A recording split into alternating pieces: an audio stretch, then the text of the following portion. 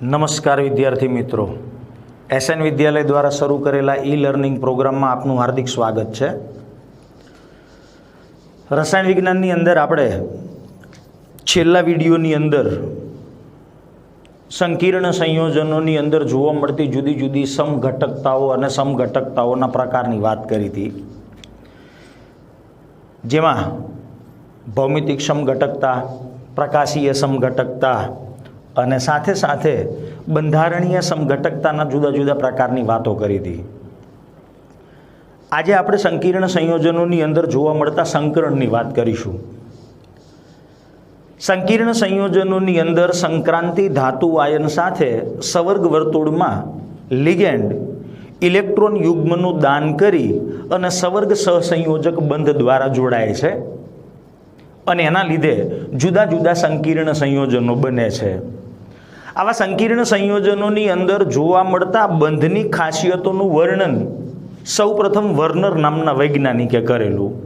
આપણે પાઠની શરૂઆતમાં એવી ચર્ચા કરી હતી કે વર્નર નામના વૈજ્ઞાનિકે જુદા જુદા કોબાલ્ટ ધાતુ અને એમોનિયા, કોબાલ્ટ ક્લોરાઇડ અને એમોનિયા, આ બે વચ્ચે રાસાયણિક પ્રક્રિયા કરી અને જુદા જુદા કેટલાય સંકીર્ણ સંયોજનો બનાવ્યા।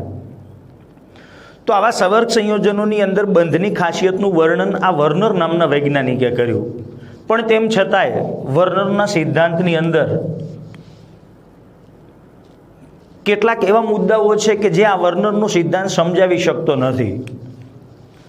દાખલા તરીકે સંકીર્ણ સંયોજનોની અંદર અમુક જ તત્વો અથવા કેટલાક જ તત્વો સંકીર્ણ સંયોજનો બનાવવાનો ગુણધર્મ ધરાવે છે, તો શા માટે? અમુક જ તત્વો સંકીર્ણ સંયોજનો બનાવવાનો ગુણધર્મ ધરાવે છે અને એ ખાસ કરીને સંક્રાંતિ ધાતુ તત્વો। સાથે સાથે આ સંકીર્ણ સંયોજનો દિશાકીય ગુણધર્મ ધરાવે છે, તો શા માટે દિશાકીય ગુણધર્મ ધરાવે છે? અને સાથે સાથે આ જ સંકીર્ણ સંયોજનો અથવા સવર્ગ સંયોજનો એ પ્રકાશીય કે ચુંબકીય ગુણધર્મ પણ ધરાવે છે, તો શા માટે? તો આવા બંધનો સ્વભાવ સમજાવવા માટે થઈ અને જુદા જુદા કેટલાક સિદ્ધાંતો રજૂ કરવામાં આવેલા છે। એની અંદર આપણે બે સિદ્ધાંતોની ચર્ચા આ પાઠમાં કરવાના છીએ। તો સવર્ગ સંયોજનોની અંદર બંધના સ્વભાવની જો આપણે સમજાવવો હોય તો એના માટે થઈ અને બે સિદ્ધાંત છે, એમાં છે એક છે સંયોજકતા બંધન સિદ્ધાંત, બીજો જે સિદ્ધાંત છે એ છે સ્ફટિક ક્ષેત્ર સિદ્ધાંત। આ સિવાય પણ બે સિદ્ધાંતો છે, એમાંનો એક છે આણ્વીય કક્ષક સિદ્ધાંત અને ચોથો એક સિદ્ધાંત છે લિગેન્ડ ક્ષેત્ર સિદ્ધાંત। તો આપણે આ પાઠની અંદર સંયોજકતા બંધન સિદ્ધાંત અને સ્ફટિક ક્ષેત્ર સિદ્ધાંતના અનુસંધાને સંકીર્ણ સંયોજનોની અંદર જોવા મળતા સંકરણની રજૂઆત કરીશું। સંયોજકતા બંધન સિદ્ધાંતની અંદર એટલે કે જે વીબીટી થિયરી છે, આ સંયોજકતા બંધન સિદ્ધાંતની અંદર સંક્રાંતિ ધાતુ પરમાણુ અથવા તો સંક્રાંતિ ધાતુ આયન એ લિગેન્ડની અસર હેઠળ ધાતુ પરમાણુ, જે સંક્રાંતિ સંયોજકતા બંધન સિદ્ધાંતની અંદર જે ધાતુ પરમાણુ છે અથવા ધાતુ આયન છે, જે સવર્ગ વર્તુળની અંદર લિગેન્ડની સાથે જોડાયેલો છે, એ ધાતુ પરમાણુ અથવા આયન લિગેન્ડની અસર હેઠળ પોતાની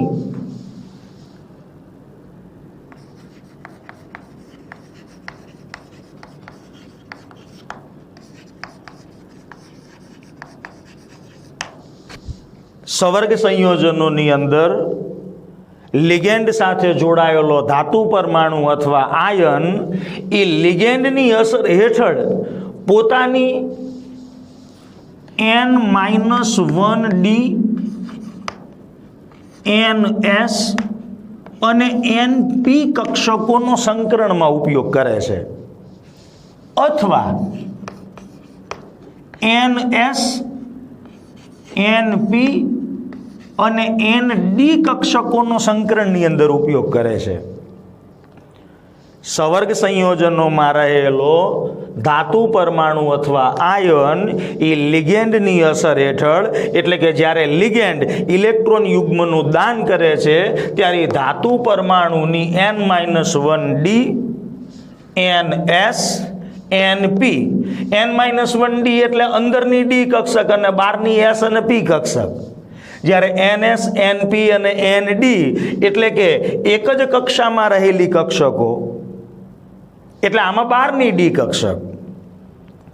આ કક્ષકો સંકરણની અંદર ભાગ લે છે અને એક ચોક્કસ ભૂમિતિવાળી રચના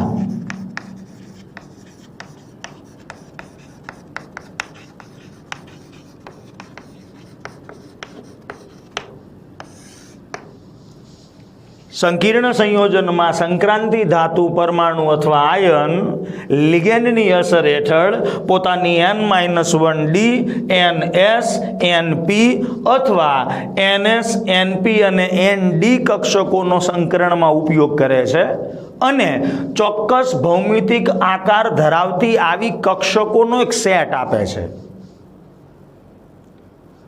અને એના લીધે સંકરણ થઈ અને જુદી જુદી સંકૃત કક્ષકો રચાય છે. આ સંકૃત કક્ષકો માટે બંધ માટે ઇલેક્ટ્રોન યુગ્મનું દાન કરતી લિગેન્ડની કક્ષકો સાથે આ સંક્રાંતિ ધાતુ આયનોની કક્ષકોનું સંમિશ્રણ થાય છે અને એના લીધે જુદા જુદા સંકરણ રચાય છે. માની લો કે આની એક S કક્ષક અને 3 P કક્ષકો સંકરણમાં ભાગ લેતી હોય તો એને આપણે sp3 સંકરણ કહીશું. જો એક S કક્ષક 3 P કક્ષક અને 2 D કક્ષકો ભાગ લેતી હોય તો આપણે એને sp3d2 સંકરણ કહીશું. જો એક D કક્ષક, એક S કક્ષક અને 2 P કક્ષકો સંકરણમાં ભાગ લેતી હોય તો એને આપણે dsp2 સંકરણ કહીશું. અને એક S કક્ષક, 3 P કક્ષક અને 2 D કક્ષકો સંકરણમાં ભાગ લેતી હોય તો આપણે એને sp3d2 કીધું. પણ 2 D કક્ષક, એક S કક્ષક અને 3 P કક્ષકો જો સંકરણમાં ભાગ લેતી હોય તો એને આપણે d2sp3 સંકરણ કહીશું. ટૂંકમાં સંક્રાંતિ ધાતુ પરમાણુ અથવા આયનની કઈ કક્ષકોની અંદર લિગેન્ડના ઇલેક્ટ્રોન યુગ્મનું દાન કરી અને ઈ બે વચ્ચે કક્ષકોનું સંમિશ્રણ થાય છે એના આધારે આપણે એના સંકરણના નામ આપેલા છે કે ભાઈ ધાતુ આયનની એક S કક્ષક અને 3 P કક્ષકોનું જો સંમિશ્રણ થતું હોય તો એને sp3 સંકરણ કહેવાય. એક D કક્ષક, એક S કક્ષક, 2 P કક્ષકો હોય તો એને આપણે dsp2 સંકરણ કહીશું. એક S કક્ષક, 3 P કક્ષક, 2 D કક્ષકો જો સંમિશ્રણમાં ભાગ લેતી હોય તો sp3d2 અને એ જ રીતે d2sp3. ટૂંકમાં આવા જુદા જુદા 4 એક સંકરણના આધારે એના ભૌમિતિક આકાર નક્કી થાય છે.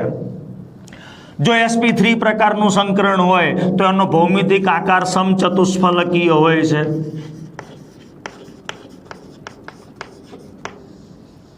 જો dsp2 પ્રકારનું સંકરણ હોય તો એનો ભૌમિતિક આકાર સમતલીય સમચોરસ થાય છે. અને sp3d2 હોય કે d2sp3 તો એનો ભૌમિતિક આકાર અષ્ટફલકીય જોવા મળે છે.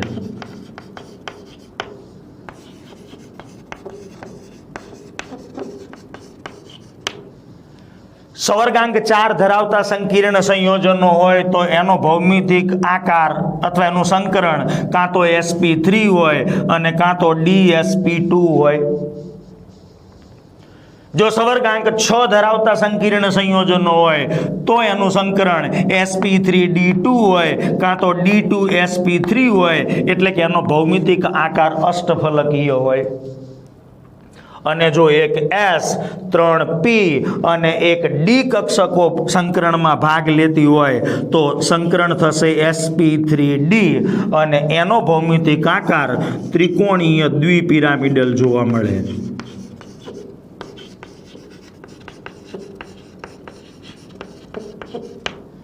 તો આવા જુદા જુદા સંકરણોના આધારે આપણે એના એક બે ઉદાહરણોની આપણે વાત કરીશું. માની લો કે sp3 સંકરણ થતું હોય એવું એક સંકીર્ણ સંયોજન, એની આપણે વાત કરીશું. sp3d2 જેમાં સંકરણ જોવા મળતું હોય એવું એક સંકીર્ણ સંયોજન, એ જ રીતે d2sp3 અને dsp2. ટૂંકમાં આપણે આવા 4 પ્રકારના સંકરણની રજૂઆત કરવાના છીએ. તમારી બુકની અંદર આવા લગભગ 3 પ્રકારના સંકરણ આપેલા છે અને સંકરણ દ્વારા આપણે સંકીર્ણ સંયોજનોની અંદર જોવા મળતા સંયોજકતા બંધનના સિદ્ધાંતને સમજીએ. દાખલા તરીકે પહેલું ઉદાહરણ આપણને તમારી બુકની અંદર આપ્યું છે CONH3 6+3.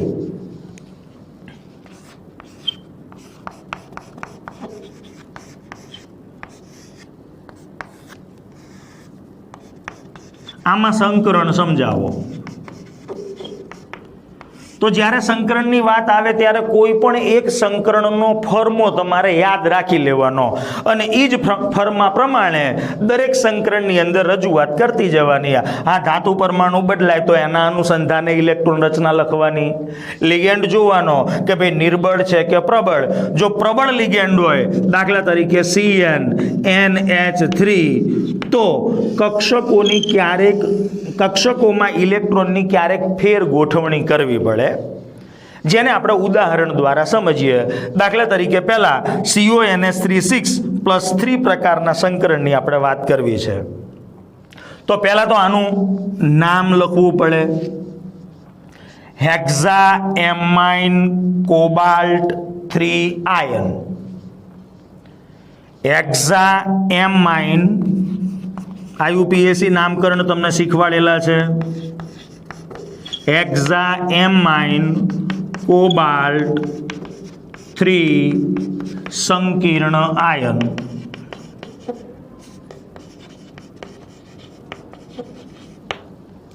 ત્યારબાદ સંક્રાંતિ ધાતુ પરમાણુ અને ધાતુ આયનની ઇલેક્ટ્રોન રચના. તો અહીંયા આ સંકીર્ણની અંદર સંક્રાંતિ ધાતુ કોબાલ્ટ છે અને ધાતુ આયનમાં એ કોબાલ્ટની ઓક્સિડેશન અવસ્થા જોવાની. તો કોબાલ્ટનો ઓક્સિડેશન આંક +3 થશે, કારણ કે એમોનિયા એમાઇન ઈ તટસ્થ લિગેન્ડ છે, એટલે કોબાલ્ટનો ઓક્સિડેશન આંક +3 થશે. તો કોબાલ્ટ ધાતુ અને CO+3 ધાતુ આયનની ઇલેક્ટ્રોન રચના નીચે પ્રમાણે છે.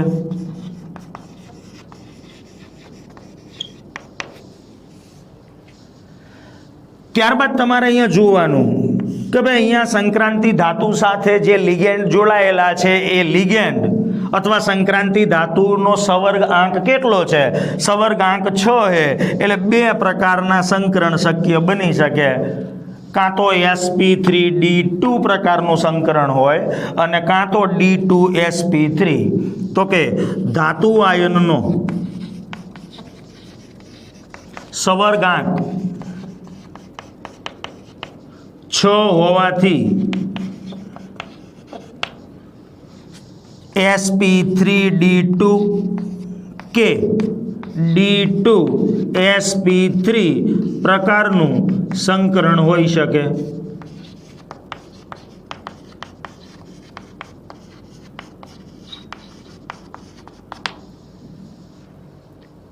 હવે sp3d2 કે d2sp3 પ્રકારનું સંકરણ હોય એટલે આની ભૌમિતિક રચના અષ્ટફલકીય હોય, એટલે આ સંકીર્ણનો ભૌમિતિક આકાર અષ્ટફલકીય થશે.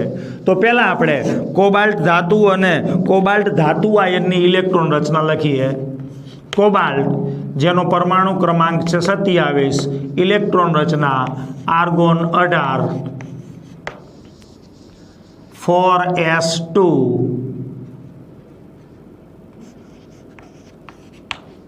3d7. ત્યાર પછીની 4p કક્ષક છે એ ખાલી છે. હવે ડી અને 5 પેટા કક્ષકો છે.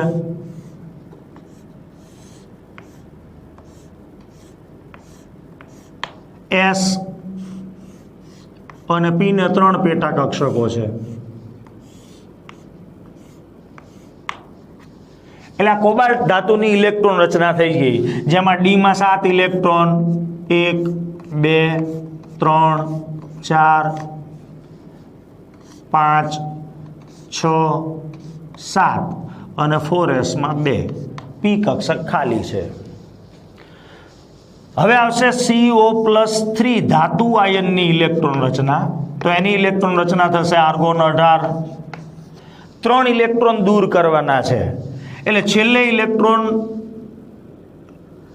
આર્ગોન 18, 4s માં 2, 3d7. બહારની કક્ષામાંથી ઇલેક્ટ્રોન, એટલે પહેલા 4s માં ભરાય છે, 4s માં 2, પછી 3d માં 7. પણ જ્યારે ઇલેક્ટ્રોન દૂર થાય ત્યારે બહારની કક્ષામાંથી દૂર થાય, કારણ કે n+l, આમાં n+l નું મૂલ્ય 4 છે, જ્યારે આમાં n+l નું મૂલ્ય 5 છે. એટલે ઇલેક્ટ્રોન હંમેશા ઓછી ઉર્જાવાળી કક્ષકમાં પહેલા ગોઠવાય. પણ દૂર થાય ત્યારે બહારની કક્ષામાંથી, એટલે 3 ઇલેક્ટ્રોન દૂર કરવાના છે, એટલે 2 ઇલેક્ટ્રોન આ દૂર થશે 4s ના, અને 1 ઇલેક્ટ્રોન છેલ્લે ડીમાં જે ભરાયો હોય એ દૂર થશે, એટલે આ દૂર થશે. એટલે હવે આની ઇલેક્ટ્રોન રચના રહેશે 3d6 4s0 4p0. એટલે ડી એને 5 પેટા કક્ષકો છે, તો 5માંથી 1 ઇલેક્ટ્રોન અહીંથી જાય છે, એટલે બાકીના 2 ઇલેક્ટ્રોન અહીંયા 1 2 3 4. એસ કક્ષક ખાલી, પી કક્ષક એની 3 પેટા કક્ષકો એ પણ ખાલી. હવે કોબાલ્ટ ધાતુ આયન સાથે એમોનિયાના આવા એક દંતીય તટસ્થ એવા 6 લિગેન્ડ છે. એટલે એક એમોનિયા 1 ઇલેક્ટ્રોન યુગ્મનું દાન કરે, તો 6 એમોનિયા 6 ઇલેક્ટ્રોન યુગ્મનું દાન કરે. તો અગાઉ આપણે સંકીર્ણ સંયોજનો બનાવવા માટેની શરતોની વાત કરી હતી. એમાં એવું કીધું હતું કે સંક્રાંતિ ધાતુ આયન પાસે સહેલાઈથી ઇલેક્ટ્રોન સ્વીકારી શકે એવી ખાલી કક્ષકો હોવી જોઈએ. તો કોબાલ્ટ ધાતુ આયન પાસે આવી 6 કક્ષકો ખાલી હોવી જોઈએ. અત્યારે એની પાસે 4 કક્ષકો ખાલી છે, 1s અને 3p. એટલે 2 ડી કક્ષકો ખાલી હોવી જોઈએ. અહીંયા કોબાલ્ટ ધાતુ આયન સાથે NH3 જેવો પ્રબળ લિગેન્ડ જોડાયેલો છે. હવે પ્રબળ લિગેન્ડ હોય એટલે ઈ કોબાલ્ટ ધાતુ આયન સાથે પ્રબળતાથી આકર્ષાય. એટલે અહીંયા જે ડી કક્ષકમાં અયુગ્મિત ઇલેક્ટ્રોન છે એ ઇલેક્ટ્રોનનું યુગ્મીકરણ થાય. એટલે જે 4 કક્ષકોમાં 1 ઇલેક્ટ્રોન છે એ 1 ઇલેક્ટ્રોનનું યુગ્મીકરણ થાય, એટલે ડીની 3 કક્ષકો યુગ્મિત થઈ જાય અને બાકીની 2 કક્ષકો ખાલી પડે. એટલે અહીંયા જે 2 ઇલેક્ટ્રોન છે, 1 ઇલેક્ટ્રોન આમાં આવતો રહેશે, 1 ઇલેક્ટ્રોન આમાં આવતો રહેશે. પણ આ ત્યારે જ શક્ય બને કે જ્યારે સંક્રાંતિ ધાતુ આયન સાથે આવો CN કે NH3 જેવો પ્રબળ લિગેન્ડ જોડાયેલો હોય. એટલે એ સંક્રાંતિ ધાતુ આયન સાથે પ્રબળતાથી આકર્ષાશે. એટલે અહીંયા જે 6 ઇલેક્ટ્રોન છે એનું હું યુગ્મીકરણ કરી નાખું છું. 1 ઇલેક્ટ્રોન અહીંયા અને 1 ઇલેક્ટ્રોન અહીંયા, એટલે 2 ડી કક્ષકો ખાલી પડી. ટૂંકમાં હવે સંક્રાંતિ ધાતુ આયનની આ 6 કક્ષકો ખાલી થઈ ગઈ, અને હવે 6 કક્ષકની અંદર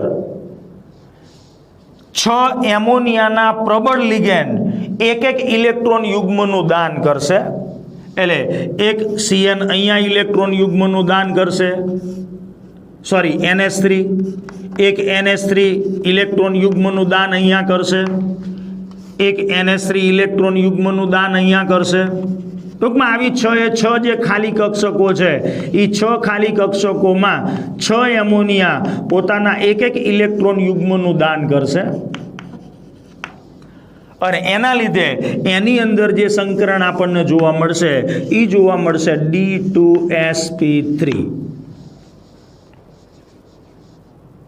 તો CONH3 હેક્ઝાએમાઇન કોબાલ્ટ 3 સંકીર્ણ આયનની અંદર કોબાલ્ટ ધાતુ અને CO+3 ધાતુ આયનની ઇલેક્ટ્રોન રચના અનુક્રમે તો કોબાલ્ટની ઇલેક્ટ્રોન રચના આર્ગોન 18 4s2 3d7 છે, જ્યારે કોબાલ્ટ +3 ની ઇલેક્ટ્રોન રચના આર્ગોન 18 3d6 4s2 4p0 છે. ધાતુ આયનનો સવર્ગાંક 6 હોવાથી આ સંકીર્ણ આયનની અંદર કાં તો sp3d2 કાં તો d2sp3 પ્રકારનું સંકરણ જોવા મળે. પછી અહીંયા આપણે કોબાલ્ટ ધાતુ પરમાણુ ધાતુની ઇલેક્ટ્રોન રચના લખી, પછી ધાતુ આયનની ઇલેક્ટ્રોન રચના લખી અને ત્યારબાદ તમારે આખા સંકીર્ણ આયનનું સંકરણ દર્શાવવાનું.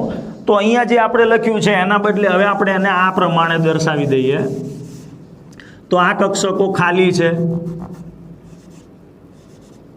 હવે આપણે સંકીર્ણ આયન કે જેની અંદર આપણને સંકરણ જોવા મળે છે એ સંકરણની વાત કરીએ તો CONH3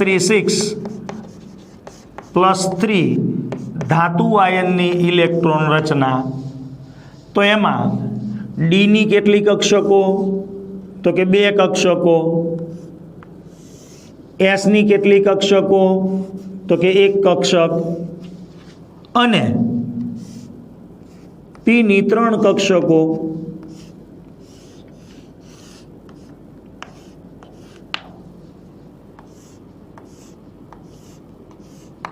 આ 3 તો યુગ્મિત છે.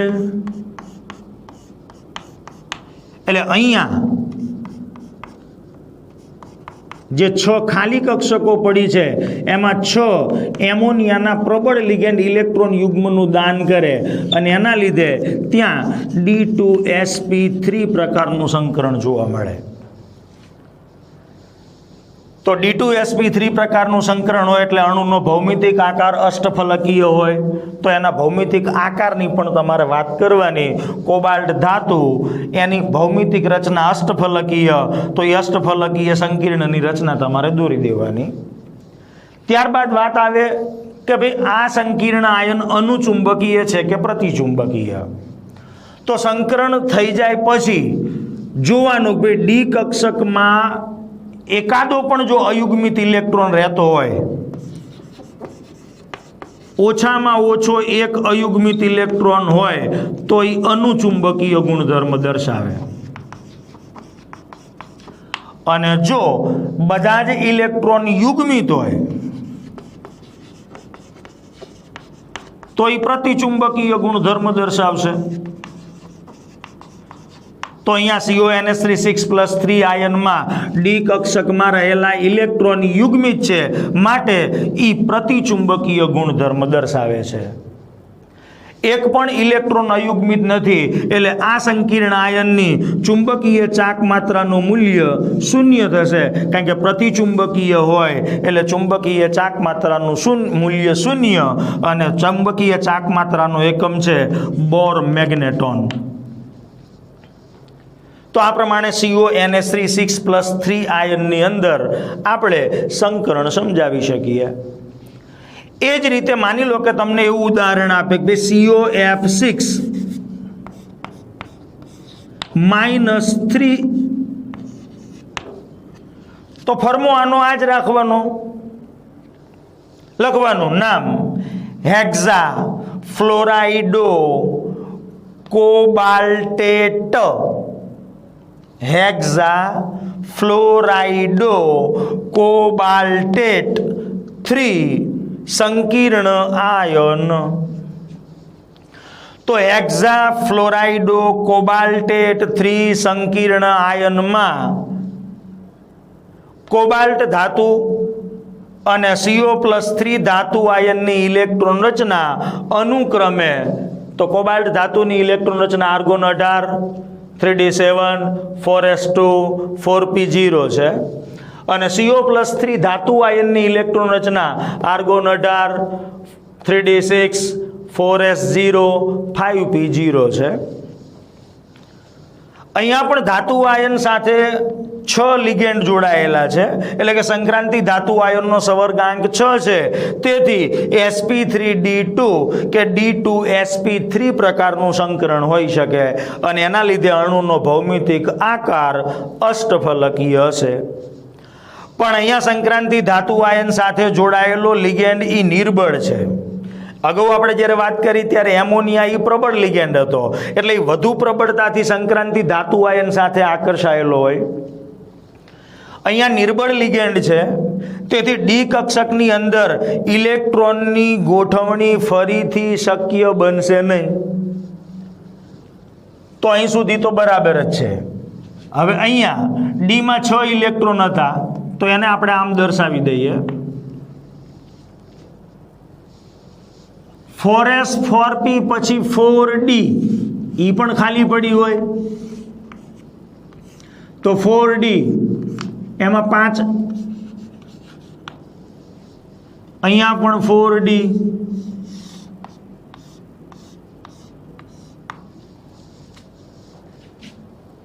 તો ઇલેક્ટ્રોન યુગ્મનું દાન કરે ત્યારે 6 કક્ષકો ખાલી હોવી જોઈએ. આ ઇલેક્ટ્રોનનું યુગ્મીકરણ ફરીથી થવાનું નથી, કારણ કે ફ્લોરાઇડ એ નિર્બળ લિગેન્ડ છે, એટલે આ ઇલેક્ટ્રોનનું યુગ્મીકરણ થશે નહીં. એટલે કોબાલ્ટ ધાતુ આયનની બહારની એક 4s ખાલી કક્ષક છે, 3p ઈ કક્ષકો ખાલી છે, અને એ સિવાય 2 4d કક્ષકો, એટલે ટોટલ 5 કક્ષકોની જરૂર પડશે, 6 કક્ષકોની જરૂર પડશે ખાલી. તો અહીંયા COF6-3 સંકીર્ણ આયનની ઇલેક્ટ્રોન રચના આપણે લખીશું, એટલે અહીંયા યુગ્મીકરણ થવાનું નથી.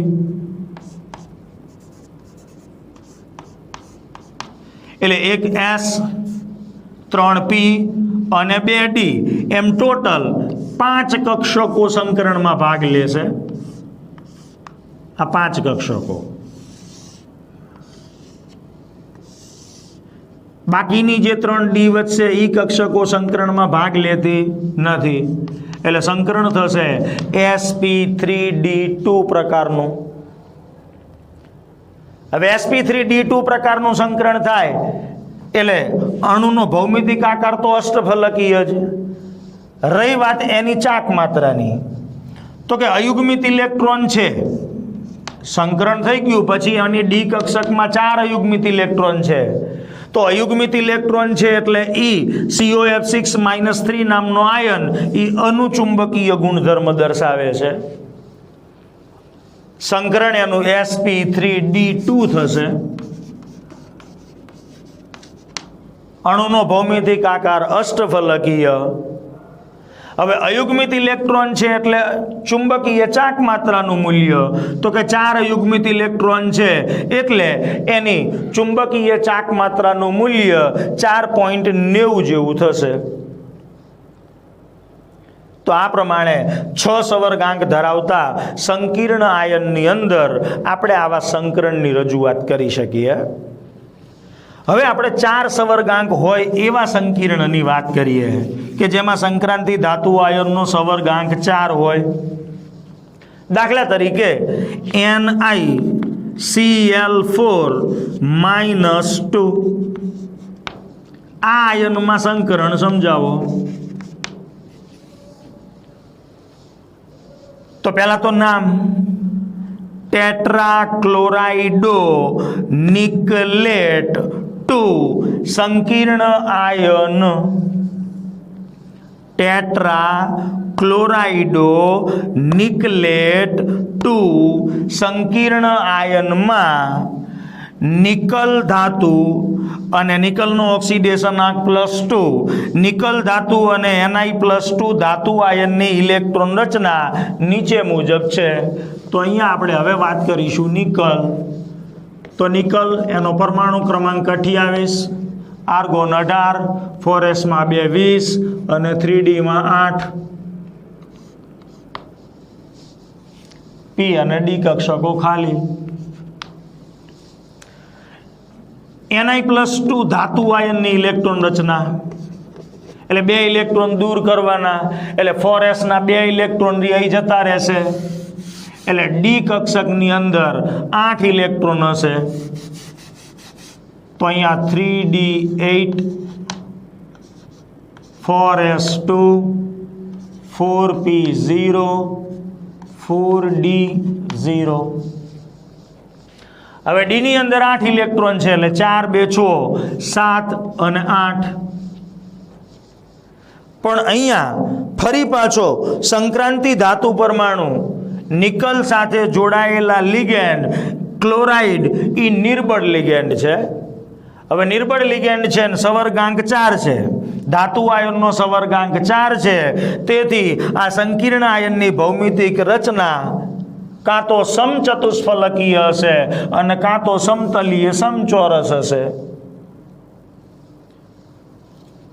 કાં તો સંકરણ sp3 હશે અને કાં તો dsp2 હશે. અહીંયા નિકલ ધાતુ આયન પાસે 4 ખાલી કક્ષકો હોવી જોઈએ. તો 4 કક્ષકો ઓલરેડી ખાલી છે. જે 4s ઈ પણ ખાલી છે, 4p ઈ પણ ખાલી છે. 4d કક્ષકમાં રહેલા ઇલેક્ટ્રોનની આપણે જરૂર નથી એટલે એ નહીં દર્શાવો તો ચાલશે. તો અહીંયા Ni+2 ધાતુ આયનની ખાલી પડેલી એક 4s અને 3 4p એમ ટોટલ 4 કક્ષકોમાં 4cl- ઇલેક્ટ્રોન યુગ્મનું દાન કરી અને 4 સવર્ગ સહસંયોજક બંધ રચે. તો એક s કક્ષક, તો અહીંયા NiCl4-2 સંકીર્ણ આયન એની ભૌમિતિક રચના થશે, એનું સંકરણ. તો ડી માં 8 ઇલેક્ટ્રોન છે, એક 4s ખાલી છે અને 3 4p એટલે સંકરણ થશે sp3. જો સંકરણ sp3 હોય તો અણુનો ભૌમિતિક આકાર સમચતુષ્ફલકીય થશે. રહી વાત અનુચુંબકીય કે પ્રતિચુંબકીય, તો અહીંયા સંકીર્ણ આયનની અંદર ડી કક્ષકમાં અયુગ્મિત ઇલેક્ટ્રોન હોવાથી એ અનુચુંબકીય ગુણધર્મ દર્શાવે છે. અને અનુચુંબકીય ગુણધર્મ દર્શાવતો હોવાના લીધે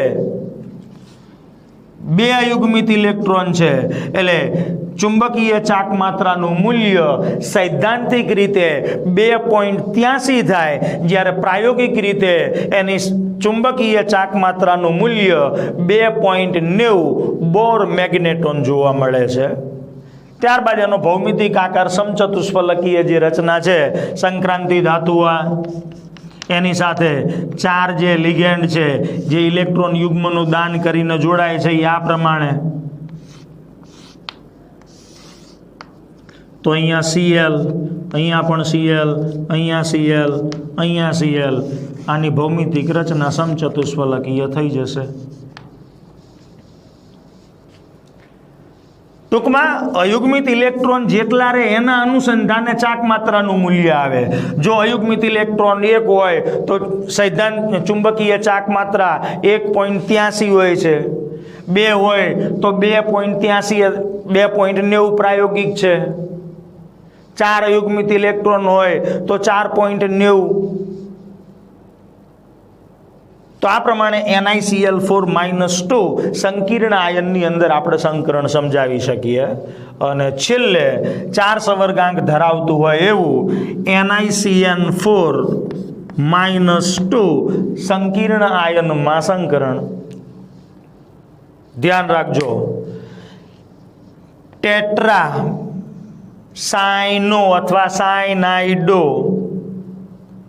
ટેટ્રા સાયનો નિકલેટ 2 સંકીર્ણ આયનમાં નિકલ ધાતુ અને Ni+2 ધાતુ આયનની ઇલેક્ટ્રોન રચના અનુક્રમે આર્ગોન 18 4s2 3d8 અને Ni+2 ધાતુ આયનની ઇલેક્ટ્રોન રચના આર્ગોન 18 3d8 4s0 છે. અહીંયા ધાતુ આયન સાથે 4 એકદંતીય CN- પ્રબળ લિગેન્ડ જોડાયેલા છે, જેના લીધે સંકીર્ણનો તેમાં સંકરણ કાં તો sp3d હોય, કાં તો sp3 હોય, કાં તો dsp2 પ્રકારનું સંકરણ જોવા મળશે. પણ અહીંયા સંક્રાંતિ ધાતુ આયન સાથે પ્રબળ લિગેન્ડ જોડાયેલો હોવાથી એની ડી કક્ષકમાં ઇલેક્ટ્રોનનું ફરીથી યુગ્મીકરણ થાય છે. તો નિકલની ઇલેક્ટ્રોન રચના argon 18 4s2 3d8 4p0. Ni+2 ની ઇલેક્ટ્રોન રચના આર્ગોન 18 4s ના 2 ઇલેક્ટ્રોન જતા એટલે ખાલી પડશે 3d એમાં 8. પણ હવે અહીંયા ધાતુ આયન સાથે પ્રબળ લિગેન્ડ છે Cn-. તો પ્રબળ લિગેન્ડ છે એટલે E સંક્રાંતિ ધાતુ આયન સાથે પ્રબળતાથી આકર્ષણ અનુભવે. તેથી ડી કક્ષકમાં રહેલા ઇલેક્ટ્રોનની ફેર ગોઠવણી શક્ય બને. એટલે આ એક ઇલેક્ટ્રોન ડી નો છે એ આમાં આવતો રહેશે, એટલે એક ડી કક્ષક ખાલી પડશે. અહીંયા Ni+2 ધાતુ આયનની ખાલી પડેલી એક ડી, એક S અને 2p એમ 4 કક્ષકોનું સંમિશ્રણ થઈ નવી 4 સંકૃત કક્ષકો બને. અને આ 4 સંકૃત કક્ષકોમાં 4 Cn- એક ઇલેક્ટ્રોન યુગ્મનું દાન કરે. એટલે એક D, એક S અને 2p એમ ટોટલ 4 કક્ષકો સંમિશ્રિત થશે. એટલે સંકરણ થશે dsp2 પ્રકારનું. અહીંયા ડી કક્ષકમાં અયુગ્મિત ઇલેક્ટ્રોન છે ને બધા જ ઇલેક્ટ્રોન યુગ્મિત છે, માટે E પ્રતિચુંબકીય થશે. અને પ્રતિચુંબકીય હોય એટલે એની ચુંબકીય ચાક માત્રાનું મૂલ્ય 0 બોર મેગ્નેટોન થશે. અને સંકરણ dsp2 હોવાના લીધે એની ભૌમિતિક રચના, ભૌમિતિક આકાર એ આપણને સમતલીય સમચોરસ જોવા મળશે. એટલે નિકલ ધાતુ સાથે જોડાયેલા 4 લિગેન્ડ આ પ્રમાણે સમતલીય સમચોરસ આકારે ગોઠવાયેલા હોય છે.